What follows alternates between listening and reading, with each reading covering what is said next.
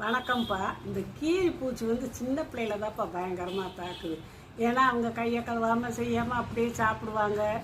விரல் நகத்தில் இருக்க அழுக்கெல்லாம் வயிற்றுக்குள்ளே போகும். அது எங்கிட்டாவது அதுக்கு கிருமி அது பரவுறது தான். அது முட்டை எங்கிட்டாவது ஆசன வாயில் பட்டு செஞ்சு அந்த கை படும்போது அப்படியே அது எடுத்து வாயில் வைக்கிங்க. அப்படிங்கும்போது இந்த பரவுறது தான். சின்ன பிள்ளைகளுக்கு இருந்தால் பெரியவங்களுக்கும் அக்கம் பக்கத்தில் படுத்துருக்கவங்க இந்த குடும்பத்துக்கே கூட வரும். விளையாடுற குழந்தைகளுக்கு வரும், ஸ்கூல் பிள்ளைகளுக்கு வரும்.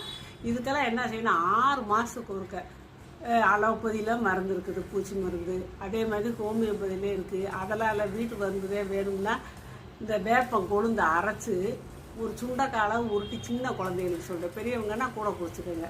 உருட்டி தண்ணியில் கரைச்சிலாட்டி அப்படியே வாயில் போட்டு 3 நாளைக்கு காலையில் வெறும் வயிற்றில் குடிக்கணும். 4ஆம் நாள் சின்ன பிள்ளைகளுக்கெல்லாம் 1 ஸ்பூன் விளக்கெண்ணெய் போதும். வெதுப்பான தண்ணியில் ஊற்றி குடிக்கலாம். பெரியவங்கன்னா விளக்கெண்ணையை கொஞ்சம் கூட்ட குடிச்சிக்கலாம். அப்போ அந்த வயிற்றால